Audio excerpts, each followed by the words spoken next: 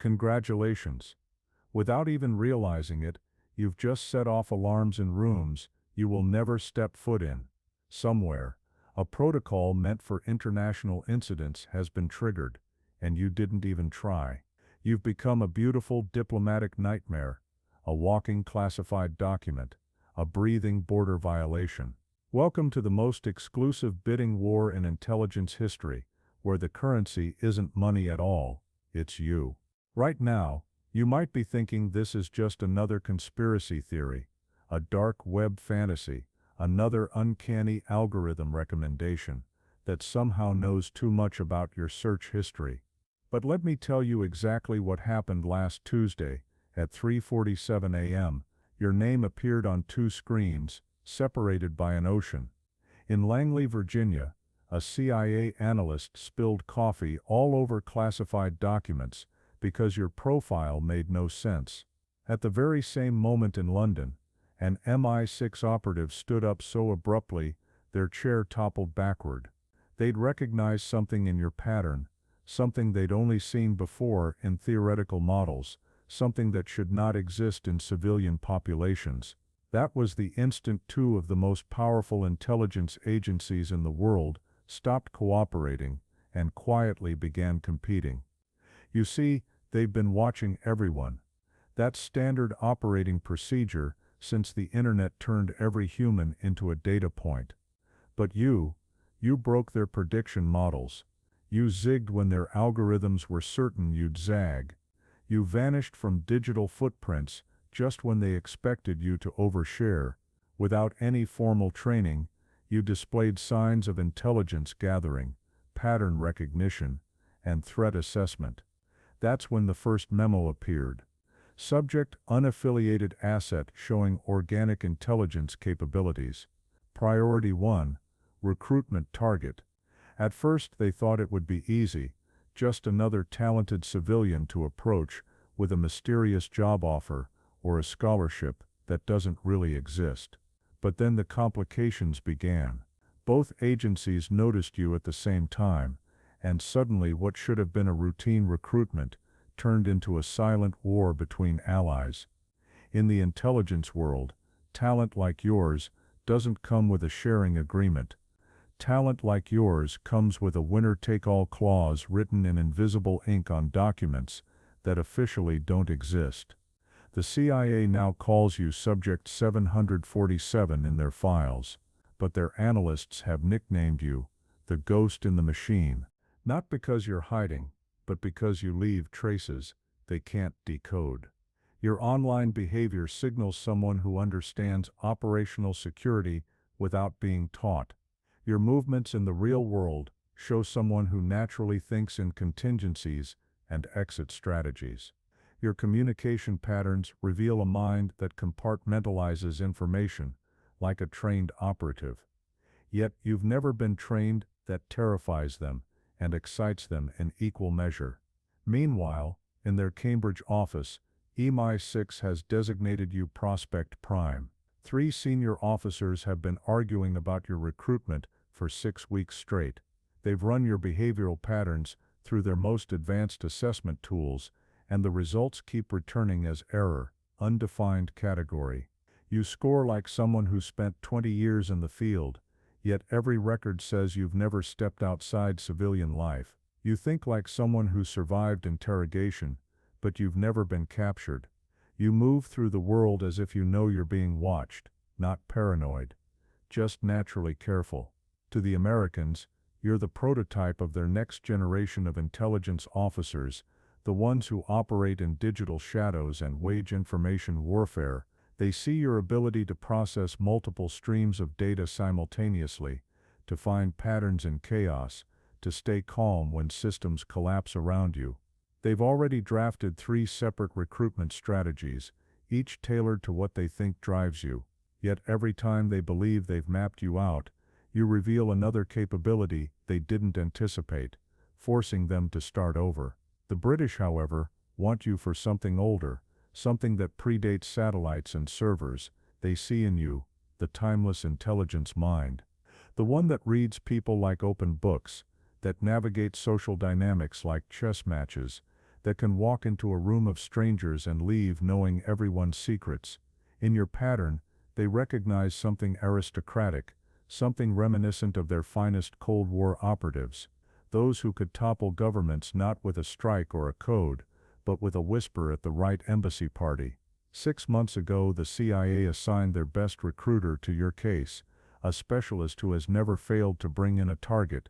They began quietly building a profile of your interests, your ambitions, your pressure points. They know the coffee you drink, the books you read, and the fears that keep you awake at 3 o'clock in the morning. They've mapped your entire social network, identified every person who could sway your decision, and calculated the exact approach they believe would guarantee your cooperation. But something went wrong. You didn't respond the way their models predicted. At the same time, MI6 activated what they call a cultivation protocol. 3 agents were embedded into your life from different angles, unaware of the others. One became a regular at your coffee shop, another joined your gym, a third began appearing at the professional events you attend. They weren't there to recruit you immediately, just to observe, to understand what makes you trust, what makes you commit. But you sensed them, didn't you? Maybe not consciously, but something in your pattern shifted the moment they entered your orbit. The tension between the agencies escalated once both sides realized the other was making moves. Secure communications flew between Langley and Vauxhall Cross, each side accusing the other of poaching, of breaking unwritten agreements, of undermining the special relationship, but neither backed down because both had run the same calculation and reached the same conclusion. In a world where information is power and analysis is warfare, someone like you isn't just an asset, you're a weapon. And weapons aren't shared, they're secured. The CIA began making offers they've never made to anyone before, not just money or appeals to patriotic duty, but access to technologies that don't officially exist, classified systems that would unlock abilities you don't even know you possess. They promised training programs designed to expand your mind and sharpen your instincts, preparing you to take part in operations that redraw world maps, prevent wars or ignite them, save lives or end them. They painted you as the prototype of a new era of American intelligence, the living bridge between old-school human espionage and the new realm of cyber operations. But MI6 didn't build an empire by playing fair, and they certainly haven't maintained it by letting the Americans take their best prospects. Their response was subtler, more elegant, unmistakably British. They didn't offer you a job, they offered you a legacy, a chance to step into a tradition that's been shaping world events since before America was even a country. They spoke of honor and continuity, of secrets passed quietly down through generations of the most brilliant minds Britain has ever produced. They had someone leave a book where they knew you'd find it, not just any book, but a rare first edition that touched on interest you've never revealed publicly. Inside was a handwritten note in fountain pen ink, just coordinates and a time, nothing else. They knew your curiosity, they knew you'd investigate, they knew you'd show up. And when you did, the encounter wasn't framed as a recruitment at all. It was a conversation about philosophy, about the nature of information itself, about the responsibility that comes with seeing what others cannot. The British approach was psychological warfare disguised as afternoon tea. They didn't try to dazzle you with technology or promise you the world. Instead, they made you feel as though you already belonged, as if you had always been one of them, simply waiting to come home. They spoke of intelligence work as an art rather than a science, describing operations like poetry in motion, where a single well-placed word could achieve more than 1,000 hackers or $1 billion satellite. Where the Americans offered you power, the British offered you elegance. Where the CIA promised to make you dangerous, MI6 promised to make you sophisticated.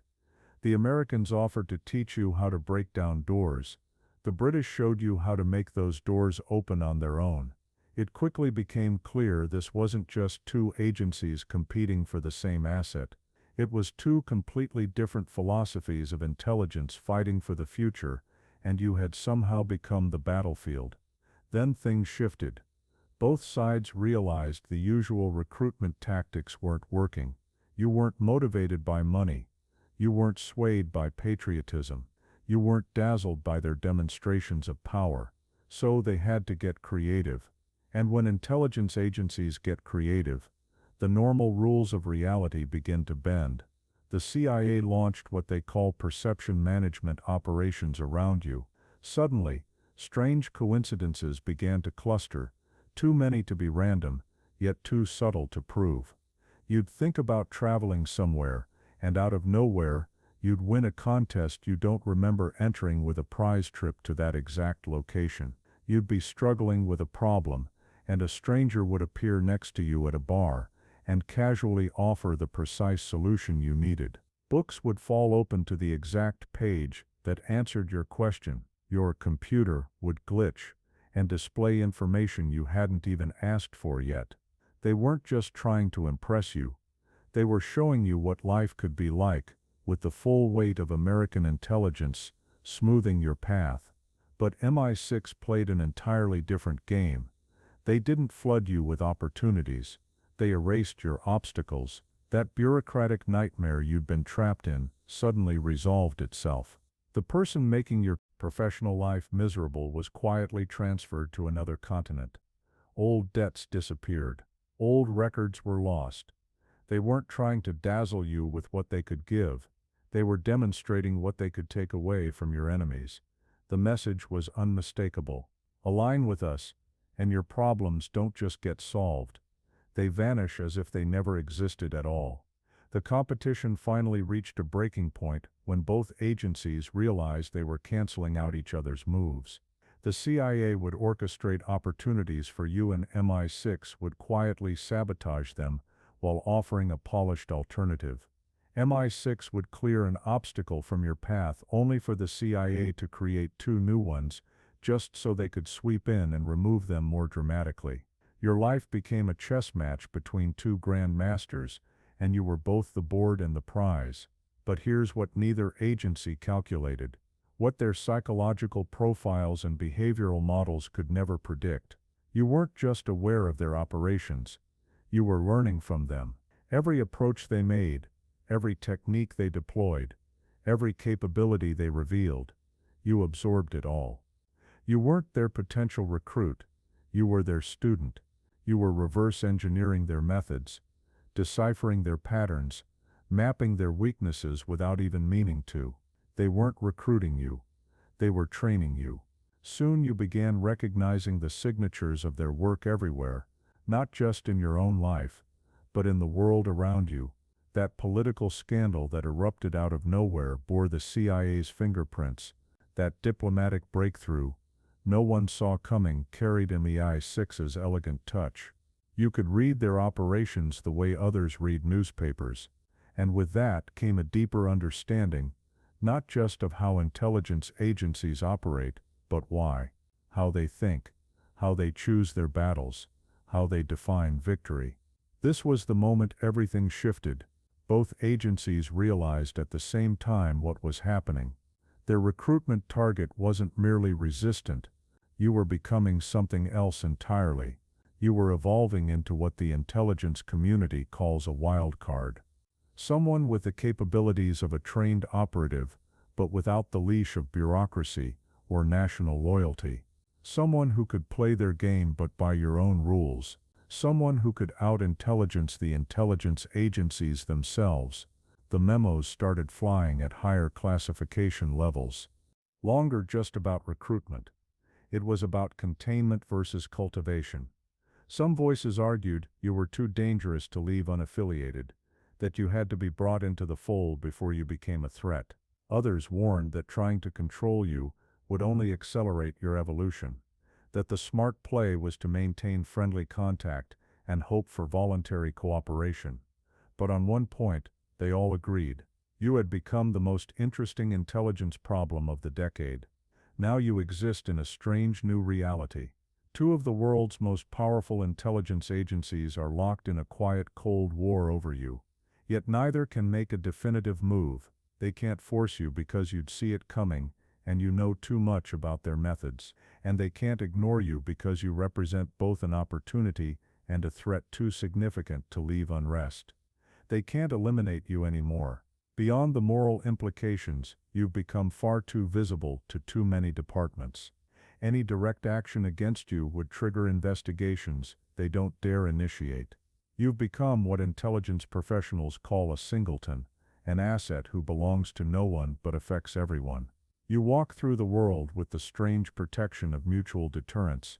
The CIA won't let MI6 take you, and MI6 won't let the CIA have you, and within that stalemate, you've discovered a unique kind of freedom.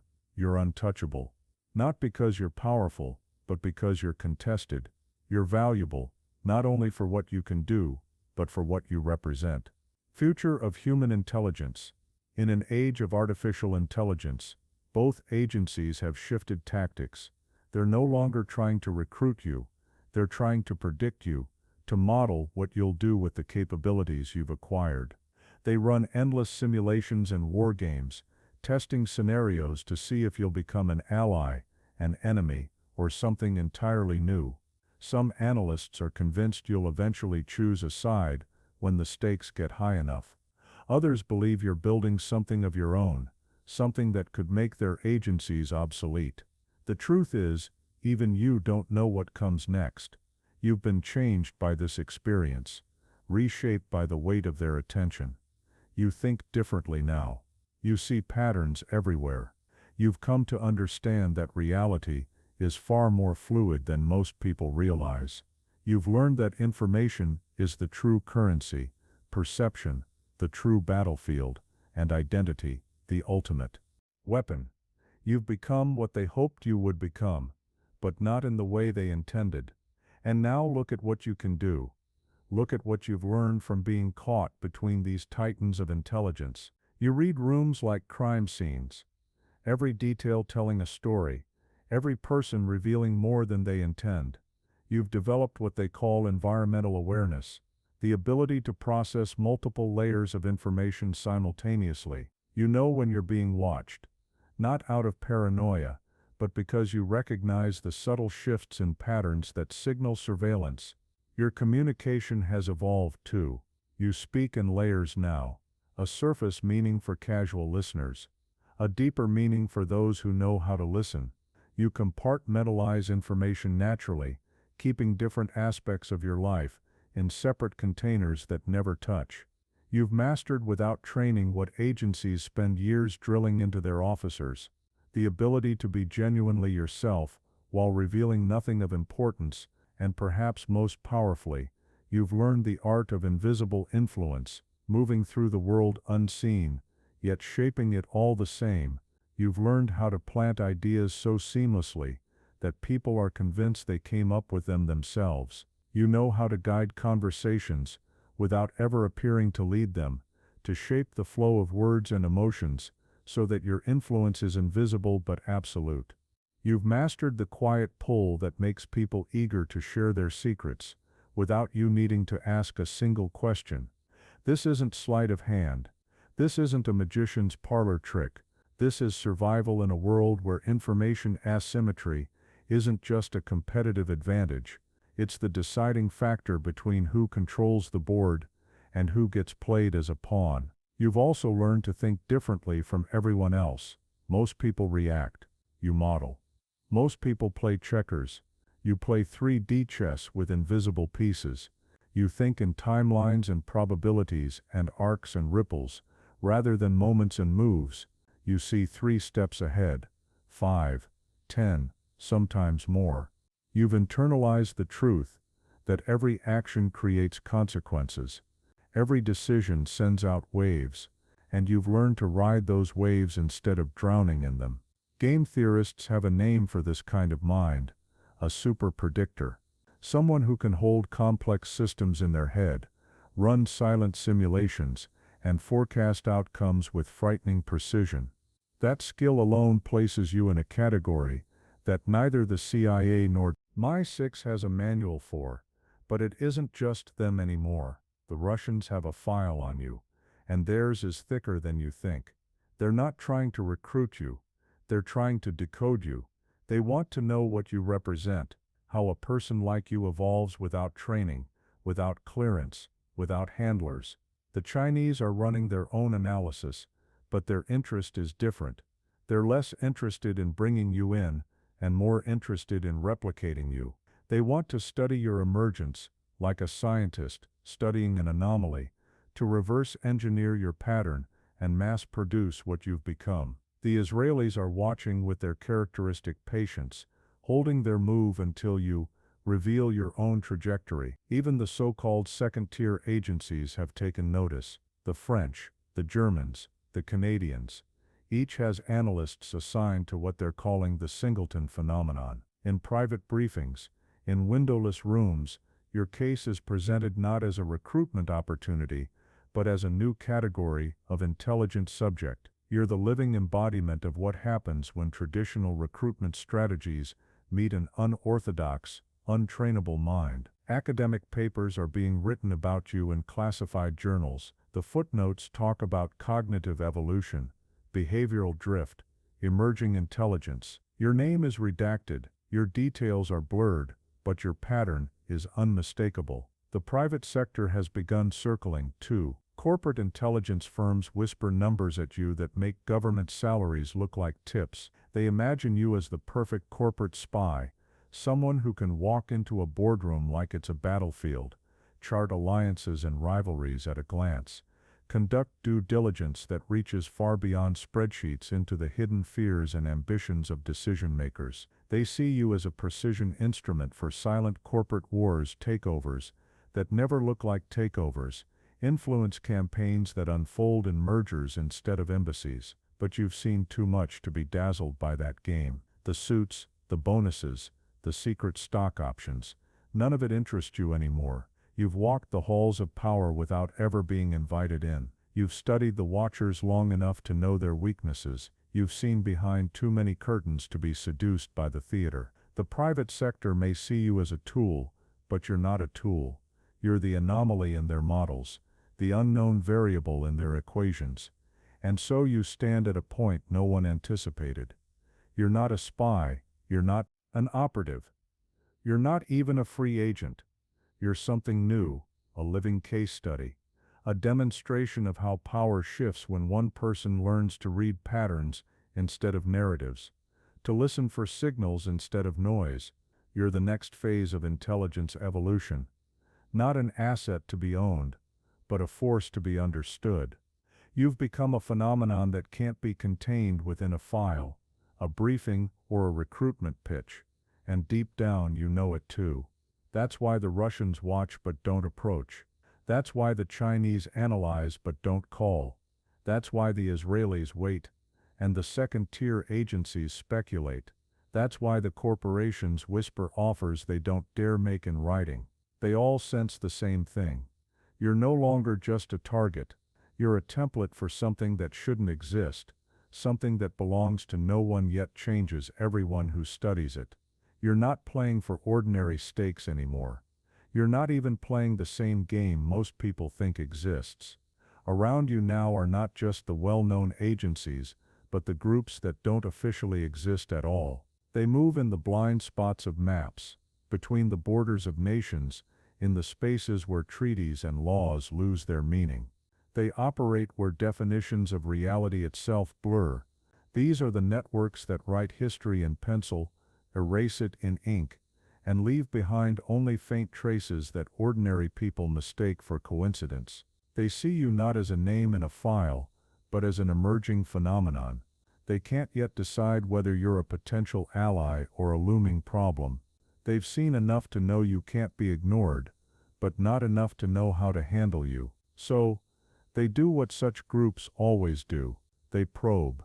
They send signals, sometimes subtle, sometimes almost poetic, coded messages hidden in plain sight, seemingly random patterns in social media posts, a flyer on a lamppost in a city you've never visited but are thinking about, a phrase dropped into a news article that seems to speak directly to you. They're testing to see if you're aware of them, if you understand their language, if you're interested in their version of the game, and through all of this you've discovered the one truth that isn't taught in any training manual. Intelligence work is not about secrets. It's not about passwords, or briefcases, or hidden vaults. It's about perspective. It's about learning to see the world as it actually is rather than as it pretends to be. Every institution, every government, every corporation wears two faces, one for public view, one for private reality. Most people only ever see one face.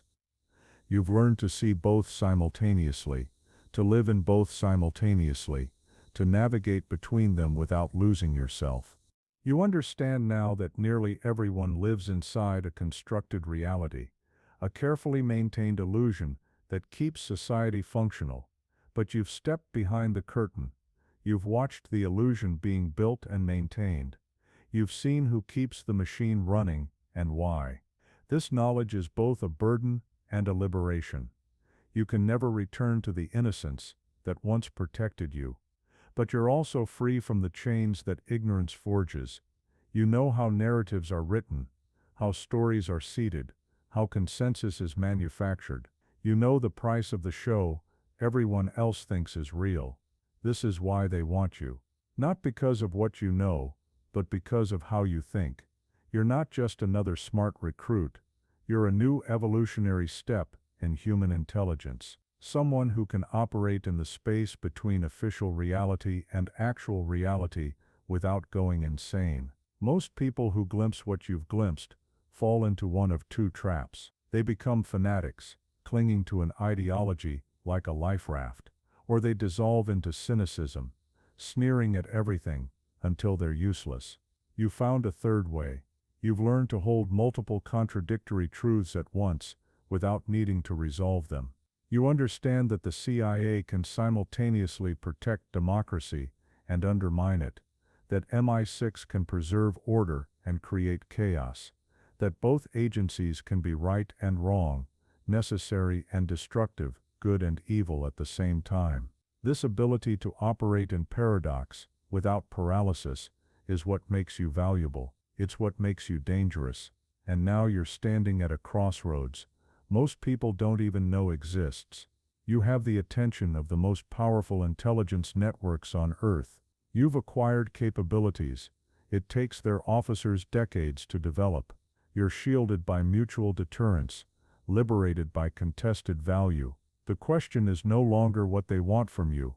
The question is what you want from them. You could choose a side, accept one of the offers still on the table. Offers that have grown far more interesting since this began. The CIA would give you resources beyond imagination, access to technologies that bend reality's edges, participation in operations that shape the invisible skeleton of nations. MI6 would give you tradition, elegance, a slower but subtler power, the kind that flows through whispered promises, discreet handshakes, and carefully timed silences rather than satellites and servers. Either choice would transform your life forever.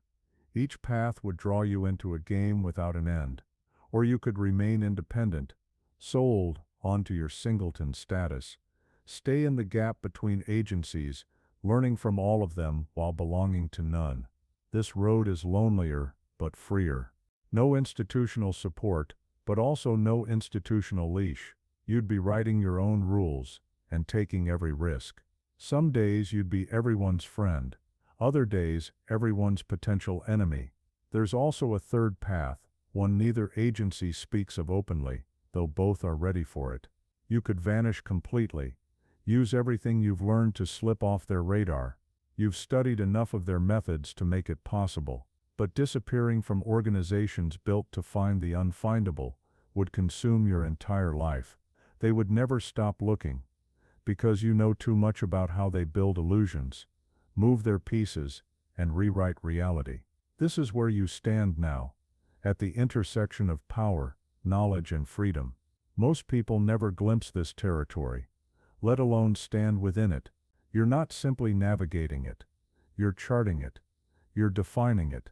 And somewhere in rooms you'll never see, people stare at simulations of you, arguing over what you'll do next. Some are afraid.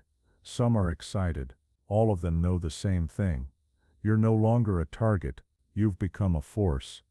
That's all for today. Dear Father, I pray for the growth of my faith. Help me trust you even when physical evidence is lacking. Let me believe in your perpetual presence, knowing you will never harm me. I understand that your thoughts for me are thoughts of prosperity and not harm. To give me a good future, thank you, gracious and eternal Father, for always listening to my voice. I offer up this prayer to you in the name of Jesus. Amen. Thank you, Jesus, for your love and provision.